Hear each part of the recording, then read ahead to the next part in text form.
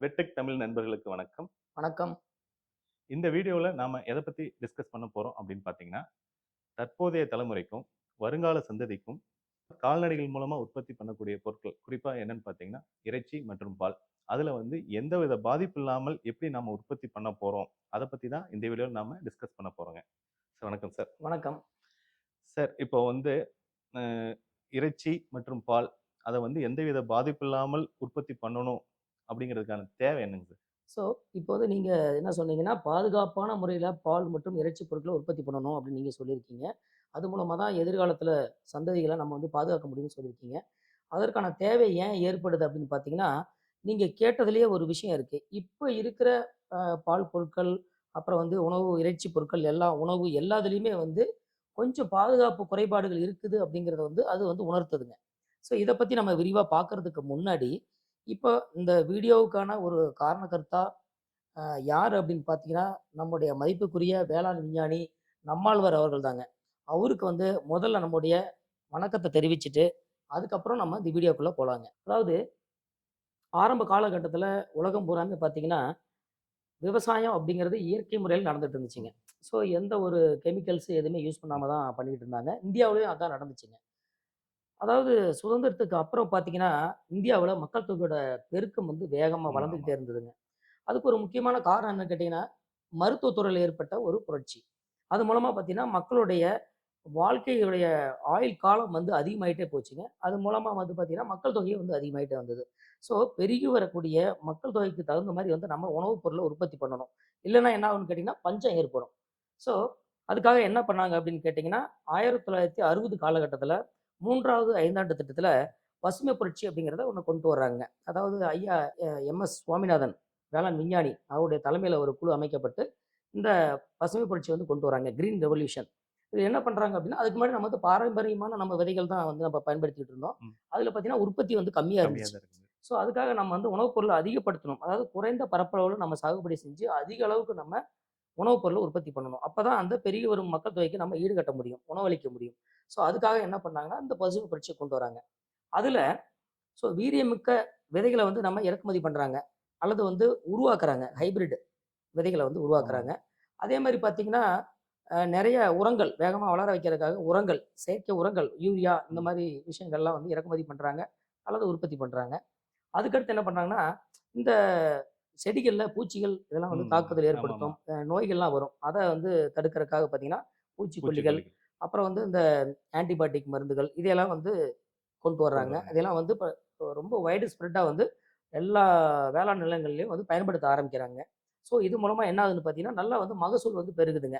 அதே மாரி பார்த்தீங்கன்னா, பழைய முறையில இந்த நீர் இறைக்கிறது பார்த்தீங்கன்னா, உங்களுக்கு வந்து அந்த ஒரு மாடுகள் மூலமா ஆமாமா. தான் தண்ணி ம். இறைச்சுக்கிட்டு இருந்தாங்க. அதுக்கப்புறம் பார்த்தீங்கன்னா, மோட்டார் மோட்டார்கள்லாம் வந்துருச்சு. வருதுங்க. ஃபர்ஸ்ட்டு வந்து ஆயில் டீசல் ஆ என்ஜின்ஸ். Diesel engine. அது மூலமா வந்துச்சு. அதுக்கப்புறம் வந்து மின்சாரம் மூலமா, மோட்டார்கள் மூலமா வந்து பாசன வசதி வந்து அதிகப்படுத்துறாங்க. ம். அதனால அதிக விவசாய நிலங்கள வந்து கவர் பண்ண முடியுது. பாசனம் பெற்றது. அது ஒரு முக்கியமான விஷயம். அது இல்லாம பழைய வேளாண் கருவிகள் தான் நம்ம பயன்படுத்திட்டு இருந்தோம். அதாவது வந்து இப்ப ஏறு மூலமா தான் உழவு உழவு ஓட்டிட்டு இருந்தோம். ஓட்டணும். அதுக்கப்புறம் என்ன பண்ணாங்கன்னா, டிராக்டர்லாம் டிராக்டர் வருது. வந்துருச்சு. அந்த மாரி நெறைய வேளாண் கருவிகள்லாம் வந்து இன்ட்ரோடியூஸ் பண்றாங்க. இது மூலமா பார்த்தீங்கன்னா, ஒரு புரட்சியே நடக்குது. அது மூலமா நெறைய வந்து வேளாண் பொருட்கள வந்து உற்பத்தி உற்பத்தி. பண்ணி, ஸோ நமக்கு வந்து உணவு பஞ்சம் அப்படிங்கிறது இல்லாத மாரி ஒரு விஷயத்த வந்து பண்ணிடுறாங்க. இதுதான் வந்து ஆ வேளாண் புரட்சி புரட்சி. அப்படிங்கிறது. அடுத்தது பார்த்தீங்கன்னா, அதே மாதிரியே கால்நடைகள்லயும் பால் உற்பத்திய வந்து ம். அதிகப்படுத்துறது. நீங்க பழைய காலங்கள்லாம் பார்த்தீங்கன்னா, யார் மாடு வச்சிருக்காங்களோ, அவங்க தான் வந்து அவங்களுக்கு பாலே தான் குடுக்கும். பால் கிடைக்கும். பால் பொருட்கள்லாம் கிடைக்கும். மத்தவங்களுக்குலாம் கிடைக்கிறதுக்கு வாய்ப்பு ரொம்ப குறைவா தான் இருந்துச்சு.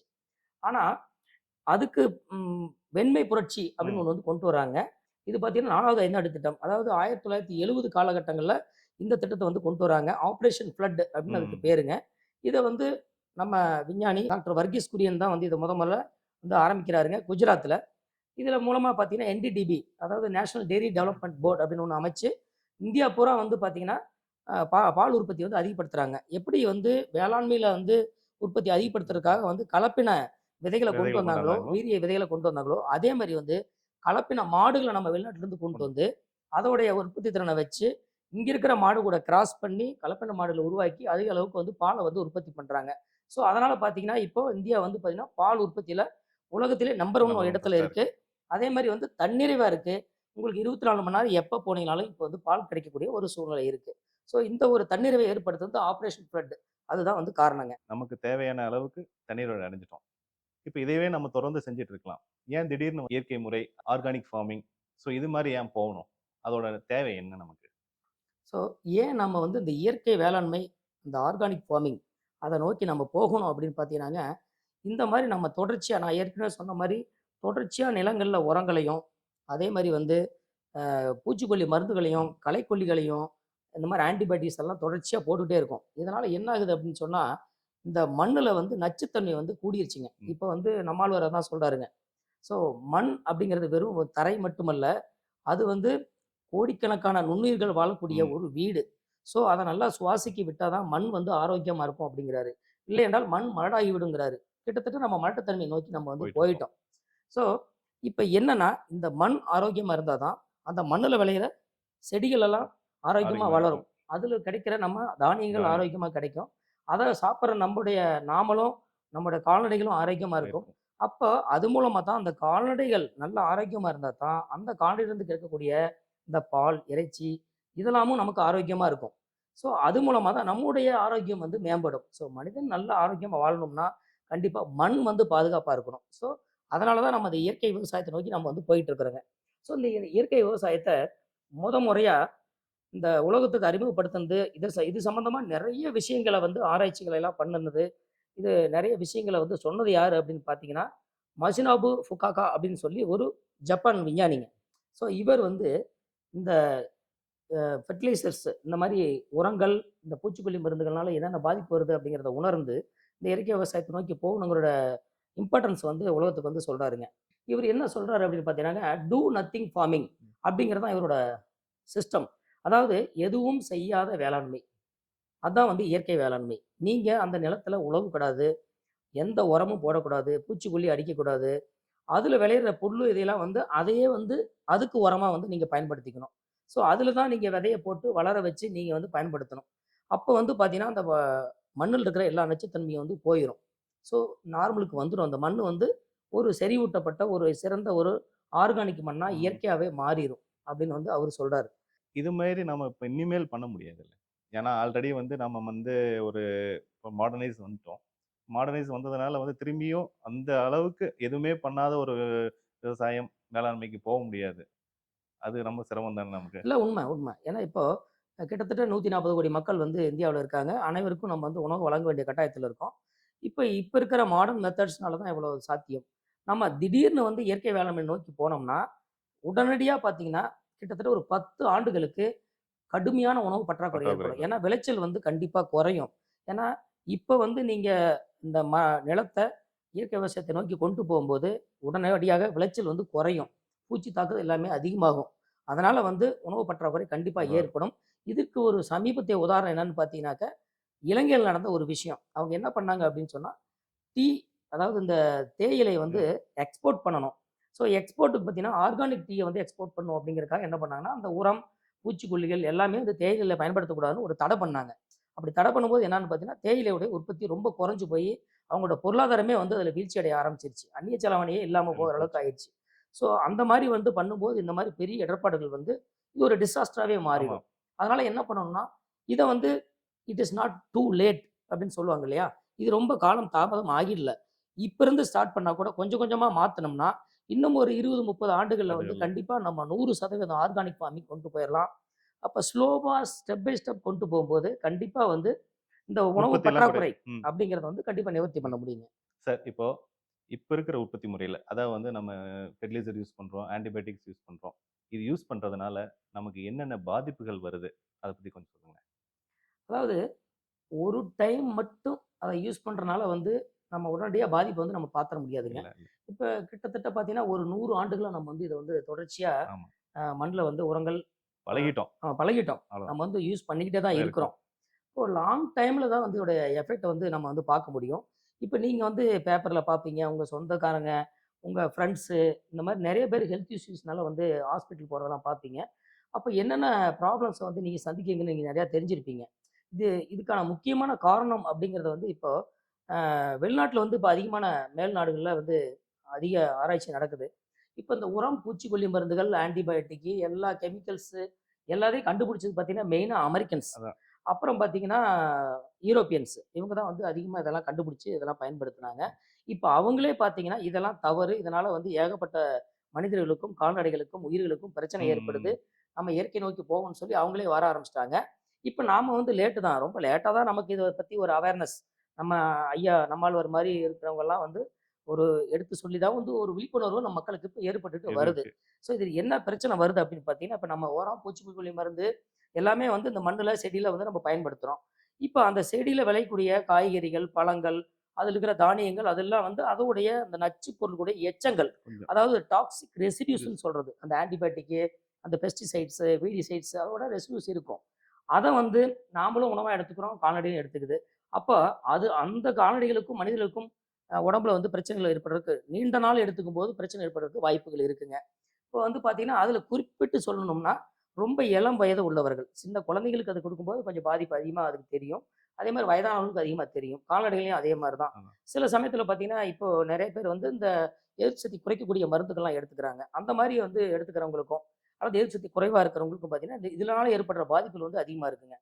ஸோ இதனால என்ன நடக்குது அப்படின்னு பார்த்தீங்கன்னா, அதிகமான பிரச்சனை அப்படின்னு பார்த்தீங்கன்னா, இப்ப கேன்சர்ஸ் வந்து நெறைய வந்து வந்துட்டு இருக்கு. ஆமா. அதுக்கான காரணங்கள் வந்து இப்ப எந்த ஒரு கெட்ட பழக்கம் இல்லாம, ஏதாவது ஸ்மோக்கிங் புகைப்பிடிக்கிற பழக்கமோ, மது பழக்கம் எதுவுமே இல்லாத நெறைய பேர் நல்லவர்கள்லாம் இருக்காங்க. சின்ன குழந்தைகளுக்கு கூட. குழந்தைகளுக்கு கூட, அதான், அதான். பிறந்த குழந்தைக்கு கூட உங்களுக்கு வந்து கேன்சர் வருது. ஓகே. ஸோ அதுக்கான காரணங்கள். அது பார்த்தீங்கன்னா வந்து ஜெனடிக்கலா செல்லுலயே வந்து டிஎன்ஏல சேஞ்சஸ்லாம் நடந்துருது. அது ஏன் நடக்குது அப்படின்னு பார்த்தீங்கன்னா, லாங் டெர்ம் யூசேஜ் ஆஃப் இந்த மாரி வந்து ரெசிடியூஸ் இந்த எல்லாம் வந்து ரெசிடியூஸ்னால. எடுத்துக்கிறனால கூட இருக்கிறதுக்கான வாய்ப்புகள் அதிகமா இருக்குன்னு இப்ப வந்து மேல்நாடுகள்லாம் ஆராய்ச்சி பண்ணி கண்டுபிடிச்சிருக்காங்க. ஸோ இது வந்து இயற்கைக்கு போறதுக்கான ஒரு முக்கியமான காரணம். அப்புறம் பார்த்தீங்கன்னா, இப்ப நம்ம நெறைய ஆன்டிபயோட்டிக்ஸ் வந்து யூஸ் பண்றாங்க. ஒரு காய்ச்சல் வருது. இப்ப கிருமி தொற்றுனால ஏற்படுதுன்னு வச்சுக்கங்களேன். அதுக்கு நெறைய ஆன்டிபயோட்டிக்ஸா யூஸ் பண்றோம். ஸோ இந்த ஆன்டிபயோட்டிக்ஸோட ரெசிடியூஸ் இப்ப கால்நடைகள்ருந்து மனிதர்களுக்கு ஏதாவது அதோட உணவுப் பொருள் மூலமா நம்ம வந்து எடுத்துக்கிறோம்னா, அது என்ன பண்ணும் அப்டின்னா, உங்களுக்கு வந்து அந்த ஆன்டிபயோட்டிக் ரெசிஸ்டன்ஸ் அந்த ஆன்டிபயோட்டிக் மனிதர்களுக்கு உபயோகப்படுத்தினா, அது வந்து வேலை வேலை செய்யாம போயிரும். செய்யாம போயிரும். எதிர்த்து நின்னுக்கும் அந்த ம். கிருமிகள்லாம். இது மூலமா பார்த்தீங்கன்னா, எந்த ஒரு ஆன்டிபயோட்டிக்குமே கேட்காத, எதிர்த்து நிக்கக்கூடிய சூப்பர் பக்ஸ்ன்னு சொல்லக்கூடிய கிருமிகள், கிருமிகள்லாம் உருவாகுறதுக்கான வாய்ப்புகள் வந்து அதிகமாயிருங்க. ஃபியூச்சர்ல தான் ஒரு பெரிய பிரச்சனையா முடிய போகுதுங்க. ஸோ இந்த மருந்து பொருட்களுடைய எச்சங்கள்லாம் பார்த்தீங்கன்னா, சமயத்துக்கு உடம்புக்குள்ள போகும்போது பார்த்தீங்கன்னா, நம்ம உடம்புல இருக்கிற எண்டோகிரைன்ஸ் அதான். அதான் நாளமில்லா ஹார்மோன். சுரப்புகள் இருக்கு ம். இல்லைங்களா? அதோடைய சுரப்புகள்ல சில பாதிப்புகள் ஏற்பட வாய்ப்பு இருக்கு. அத கூடலாம், குறையலாம் அல்லது ம். மாறுபட்டு அதான். சுரக்கலாம். இது மூலமா பார்த்தீங்கன்னா, மலட்டுத்தன்மை ஏற்பட கூட நெறைய வாய்ப்பு ம். இருக்கு. இப்ப பார்த்தீங்கன்னா, எங்க பார்த்தீங்கன்னாலும் இன்ஃபெர்டிலிட்டி சென்டர்ஸ் இருக்கு. இருக்கு. பார்த்தீங்கன்னா, ம ம ம ஆமாமா. மலட்டுத்தன்மைக்கு நாங்க வந்து சிகிச்சை அளிக்கிறோம். நீங்க வந்து உடனே வாங்கன்னு ஏகப்பட்ட கிளினிக் வந்து ஹாஸ்பிட்டல்ஸ் வந்து இருக்கு. ஸோ இதெல்லாம் வந்து பார்த்தீங்கன்னா, லாங் டெர்ம்ல இது ஒரு பிரச்சனையா கூட இருக்கலாம். இந்த மருந்து பொருளுடைய எச்சங்கள வந்து கொஞ்சம் கொஞ்சமா சேரும்போது பார்த்தீங்கன்னா, முக்கியமான உறுப்புகள் இருக்குல்ல, உடம்புல வந்து இந்த மாரி கிட்னி, லிவர் ம். இந்த மாரி முக்கியமான உறுப்புகள்லாம் கூட பாதிப்புகளுக்கு வாய்ப்பு இருக்குங்க. சில சமயத்தில அந்த நச்சுப் பொருட்கள் உடைய எச்சங்கள் பார்த்தீங்கன்னா, நமக்கு அலர்ஜி வந்து ஏற்படுறதுக்கு வாய்ப்பு இருக்கு. இருக்கு. அலர்ஜிங்கிறது சாதாரணமா ஒரு தோல் பிரச்சனையில ஆரம்பிச்சு, சில சமயத்தில ரொம்ப சிவியர் ஆயி இறந்து போறதுக்கு கூட வாய்ப்பு இருக்கு. வாய்ப்பு இருக்குங்க. சரி, இப்ப சொன்னீங்க. இயற்கை விவசாயம், ஆர்கானிக் ஃபார்மிங் இது 2ம் ஒண்ணு தானா? இல்ல வேற வேறயா? அப்படிங்கிறத பத்தி கொஞ்சம் விளக்கமா சொல்லுங்க. அதாவது இயற்கை விவசாயம், ஆர்கானிக் ஃபார்மிங் 2மே வந்து கிட்டத்தட்ட ஒண்ணுதாங்க. இயற்கை விவசாயம் அப்படின்னு பார்த்தீங்கன்னாக்கா, இயற்கையா நம்ம அதில வந்து விவசாயம் பண்றோம். அதில வந்து நிலத்த உழுவ கூட கூடாது. ஸோ டில்லிங் கூட வந்து நாட் அலவுட். அளவு. அதில உற்பத்தி ஆகக்கூடிய அந்த புல்லு, பூண்டு எல்லாத்தையும் அதிலேயே உரமா ஆக்கி, நம்ம அதில வந்து விவசாயம் பண்ணணும் அப்படிங்கிறது அதோட கான்செப்ட். அதில பார்த்தீங்கன்னா, இப்ப நச்சுத்தன்மை உள்ள ஒரு நிலத்த வந்து நம்ம ரொம்ப சீக்கிரமா அத வந்து ஒரு நார்மல் நிலைமைக்கு வந்து கொண்டு வந்துர முடியும். முடியும். ஒரு செறிவூட்டப்பட்ட நிலமா மாத்த மாத்திரலாம். முடியும். ஆ ஆனா என்ன இதில பிரச்சனை அப்படின்னு பார்த்தீங்கன்னா, டை உற்பத்தி வந்து ரொம்ப வந்து கம் ஸ்லோவா நடக்கும். டைம் அதிகமாகும். ஆமா. டைமும் ரொம்ப அதிகமாகும். அதே சமயத்தில உற்பத்தி வந்து குறைவா குறைவா இருக்கும். அப்போ நமக்கு வந்து இவ்வளோ மக்கள் தொகைக்கு தேவையான உணவுப் பொருள வந்து நம்ம உற்பத்தி பண்ண முடியாது. முடியாது. ஆனா இது பார்த்தீங்கன்னா, நோ பட்ஜெட் ஃபார்மிங் அப்படின்னு சொல்றது. So hmm. No budget. அதாவது வந்து இதுக்கு வந்து செலவே இல்ல. இந்த அதான். இயற்கை ஏன் நம்ம விவசாயத்துக்கு எதுவும் பண்ணலையே! ஆமா நம்ம எதுவுமே இடுபொருட்களே எதுவும் அதில பண்ணல. போடுறதில்ல. அதனால வந்து இது 0 பட்ஜெட் ஃபார்மிங் தான். ஆனா இது ரொம்ப ஸ்லோவா நடக்கும். பட்டு உடனடியா அதில வந்து லாபம் பார்க்க முடியாது. முடியாது. ஆனா ஆர்கானிக் ஃபார்மிங் இத எப்படி சொல்லலாம் அப்படின்னா, அங்கக வேளாண்மை அப்படின்னு சொல்லலாம். அல்லது கரிம வேளாண்மை ரைட். அப்படின்னு நம்ம சொல்லலாம். இதில என்ன பண்றோம் அப்படின்னா, இப்ப என்ன பண்ணிட்டு இருக்கோமோ, அதே மாரி விவசாய முறைகள நம்ம கடைபிடிக்கிறோம். ஓகே. நிலத்த உழுவுறோம். அதே வந்து எந்திரங்கள கொண்டே உழுதுக்கலாம். உழுதுக்கலாம். ஒண்ணும் பிரச்சனை கிடையாது. ஆனா என்னன்னா, உரங்களோ, யூரியா, பூச்சி மருந்து, புரியுது. அதே மாரி வந்து இந்த கிருமிகளை கொல்லக்கூடிய கெமிக்கல்ஸ், கெமிக்கல்ஸ், ஆன்டிபயோட்டிக்கு, வளர்ச்சி ஊக்கிகள், ஊக்கி அந்த வளர்ச்சி hormones growth hormones promoters, growth promoters அந்த மாரி எதையுமே வந்து அந்த மண்ணுக்கு பயன்படுத்தக்கூடாது. கூடாது. அந்த செடிகளுக்கு ஓகே. பயன்படுத்தக்கூடாதுங்க. அதே மாரி கால்நடைகளுக்கும் நம்ம எந்த ஒரு ஆன்டிபயோட்டிக்கு, எந்த ஒரு செயற்கையான குரோத் ப்ரோமோட்டர்ஸ், ஹார்மோன்ஸ் எதுவுமே வந்து நம்ம பயன்படுத்தாம இருக்கணும். அதுதான் அதில முக்கியமானது. ஸோ, அப்ப அதுக்கு ஆல்டர்னேட்டிவ் நம்ம தேடணும் இல்லையா? தேடணும். ஸோ, இப்ப ஆர்கானிக் ஃபார்மிங்கில வந்து ஒரு ஷார்ட் டைம்லேயே வந்து நம்ம நல்ல உற்பத்திய கொண்டு வந்துர முடியும். ம். ஆனா, அப்போ இந்த உரங்கள்லாம் குடுக்கக்கூடிய அந்த வளர்ச்சிய, அந்த சத்த, அந்த சப்போர்ட்ட நம்ம வந்து இயற்கையான முறையில குடுக்கணும் குடுக்கணும். இல்லையா? அதுக்காக நம்ம என்ன பண்றோம் அப்படின்னு கேட்டீங்கன்னா, நம்ம வந்து கம்போஸ்ட் அதாவது மக்கிய உரங்கள், ம். தொழு தொழு உரங்கள்னு உரங்கள். சொல்லுவோம். அது வேற ஒண்ணும் இல்லைங்க. அந்த கால்நடைகளுடைய சாணம், சாணம் தான். சாணம் இதையெல்லாம் வந்து நல்லா மக்க வச்சு நம்ம உரமா குடுக்கலாம்.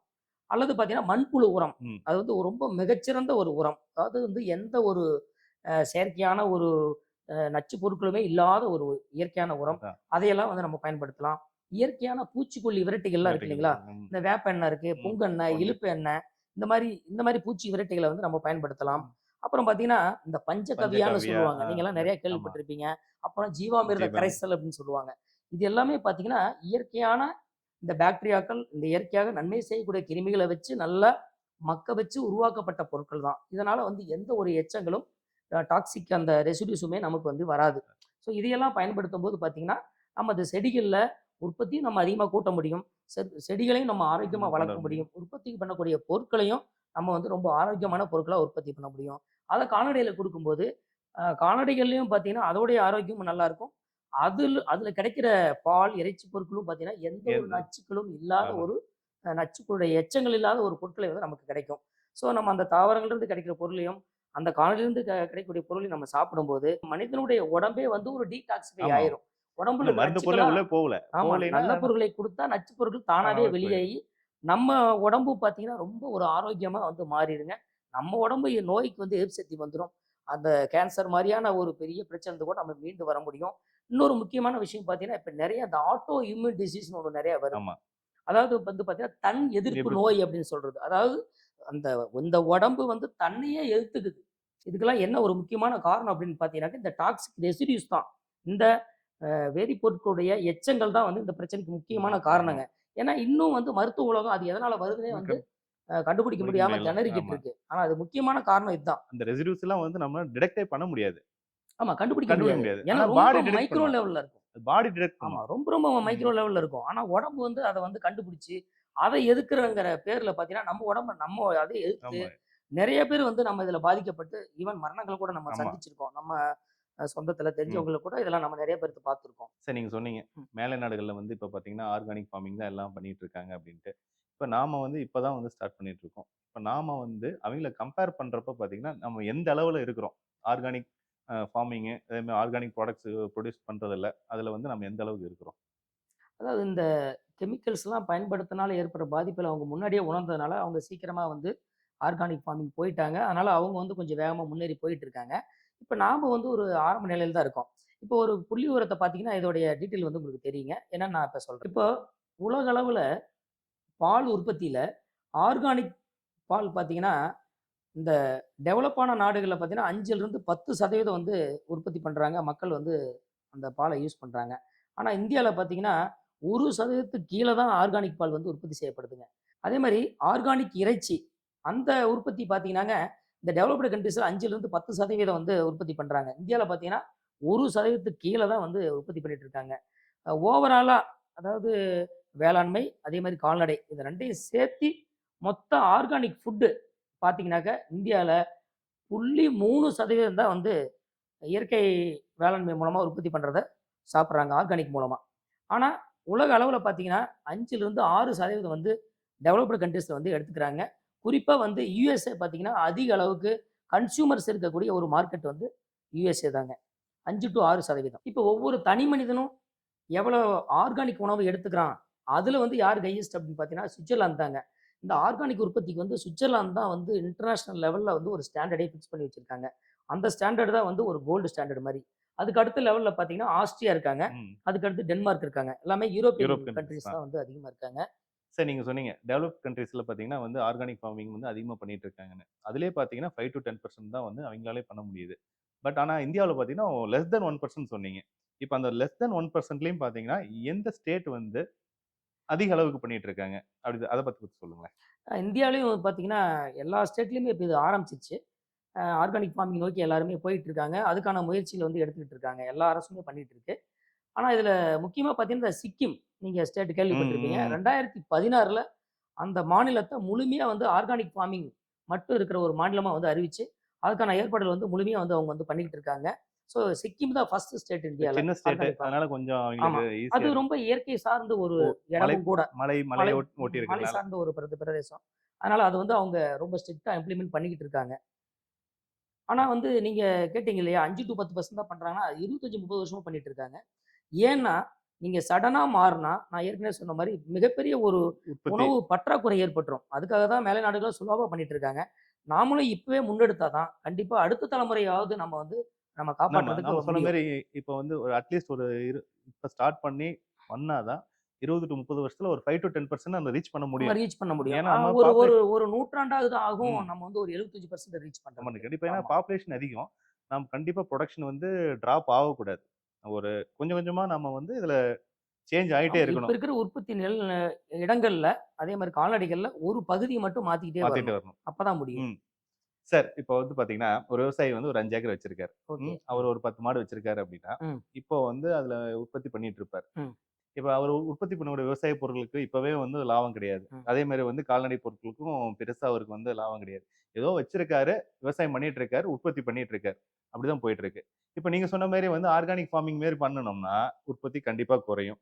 குறைஞ்சதுன்னா அவருக்கு இன்னமும் லாபம் வராது. கண்டிப்பா வந்து நஷ்டம் தான் வரும். அப்படி இருக்கிறப்ப அவைங்க எப்படி வந்து ஆர்கானிக் ஃபார்மிங்க்கு மாறுவாங்க?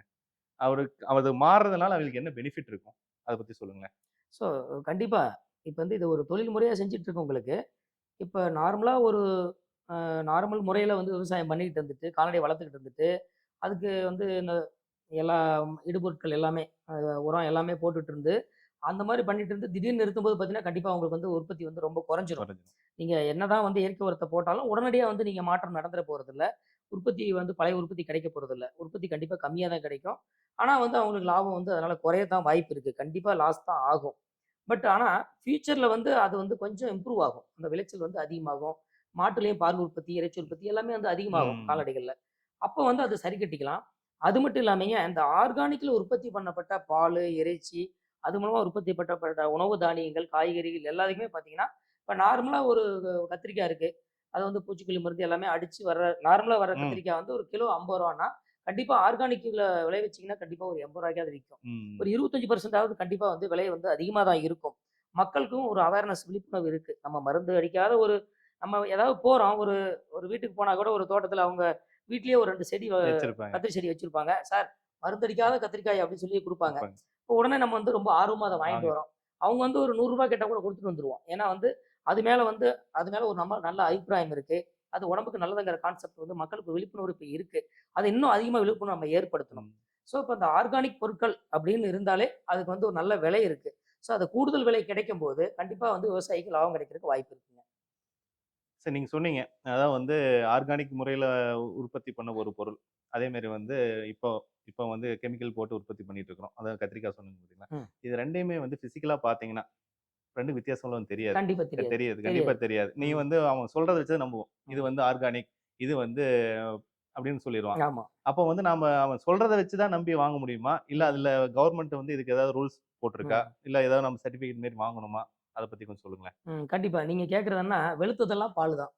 இல்லையா? வெள்ளையா இருந்தா பால் மாரி தான் இருக்கும். அதான் அத வந்து கண்டிப்பா வித்தியாசப்படுத்த முடியாது. இப்ப ஏற்கனவே வந்து கலப்படங்கள் நெறைய போயிட்டு போயிட்டு இருக்கு. இருக்கு. அப்போ வந்து இந்த மாரி ஏமாத்துறதுக்கான வாய்ப்பு இருக்கு. கண்டிப்பா. ரேட் ஆர்கா அதிகமா இருக்கனால கண்டிப்பா வந்து ஆமா. இந்த கத்திரிக்காய் வந்து ஆர்கானிக் தான். ஆனா நம்ம கண்டுபிடிக்க முடியாது. ஆமா. இப்ப பார்த்தீங்கன்னா, இப்ப கருப்பட்டின்னு சொல்லி குடுப்பாங்க. பார்த்தீங்கன்னா, அது வெல்லம். ம். வெல்லத்தையே ரவுண்ட் அடிச்சு வெல்லமா ஊத்தி குடுத்தாலும் பரவால்ல. சர்க்கரைய காய்ச்சி உள்ள ஆமா. குடுக்குறாங்க. சர்க்கரையவே காமிச்சு வந்து நாட்டு சர்க்கரையா குடுக்குறாங்க. ஸோ குடுக்குறாங்க. இந்த மாரி நெறைய கலப்படங்கள் இருக்கு. நம்ம அதையே கண்டுபிடிக்க முடியாம திணர்றோம். தானே. அப்ப இந்த ஆர்கானிக்குக்கும் கெமிக்கல் மூலமா விளைஞ்சதுக்கும் நம்ம வித்தியாசம் கண்டுபிடிக்கிறது ரொம்ப ரொம்ப முடியும். கஷ்டம் தாங்க. அதுக்காக அரசு என்ன பண்றாங்க அப்டின்னாங்க, அதுக்கு ஒரு சர்டிஃபிகேஷன் மெத்தட் கொண்டு வந்திருக்காங்க. ஆர்கானிக் ஃபார்மிங் மூலமாக விளைவிக்கப்பட்டது அப்படிங்கிறதுக்கு வந்து பல புரோட்டோகால்ஸ் இருக்கு. அவங்க வந்து அதுக்கு சர்டிஃபிகேஷன் வந்து கவர்ன்மெண்ட் வந்து குடுக்குது. இப்ப எப்படி தங்கத்துக்கு வந்து பிஏஎஸ் ஆ ஹால்மார்க் முத்திரை ஹால்மார்க்லாம் தர்றாங்க. குடுக்கும். ம். ஸோ அந்த முத்திரை இட்ட தங்கங்கள் வந்து 100% முழுமையா நம்பி வாங்கக்கூடிய தங்கங்கள். அந்த மாரி வந்து தங்கம் போலவே இதுவும் வந்து ஒரிஜினல் ஆர்கானிக் அப்படிங்கிறதுக்கு சர்டிஃபிகேஷன் ப்ரொசீஜர் இருக்கு. அதுக்கு வந்து என்னென்ன முறையில வந்து நம்ம வந்து அப்ளை பண்ணணும். அதுக்கு வந்து நம்ம எப்படி உற்பத்தி பண்ணணும்? குறிப்பா சொல்லணும்னா, அந்த பாலு, கால்நடை ம். பொருட்கள்லாம் எப்படி உற்பத்தி உற்பத்தி பண்ணணும்? பண்ணணும். ம். என்னென்ன ப்ரொசீஜர வந்து ப்ரொசீஜர் ஃபாலோ வச்சிருப்பாங்க பண்ணணும் கண்டிப்பா. பண்ணணும். அதுக்கெல்லாம் அவங்க இன்ஸ்பெக்ஷன் எப்படி பண்ணுவாங்க? அப்புறம் எப்படி சர்டிஃபிகேஷன் நம்ம வாங்குறது? ம். அத வந்து எக்ஸ்போர்ட் கூட பண்ணலாம். ம். எக்ஸ்போர்ட் பண்ணலாம். இந்தியன் மார்க்கெட்லயும் பண்ணலாம். அது ஒவ்வொன்னுக்கும் ஒவ்வொரு சர்டிஃபிகேஷன் இருக்கும். சர்டிஃபிகேஷன்லாம் ம். வச்சிருக்காங்க. சர்டிஃபிகேட்லாம். அத எப்படி வாங்குறது? அப்படிங்கிறத பத்தி நம்ம அடுத்த வீடியோல நம்ம தெளிவா பேசலாங்க. ஓகே. அதுவரைக்கும் நம்ம நண்பர்ட்ட இருந்து விடைபெறலாம். நன்றி. வணக்கம். வணக்கம்.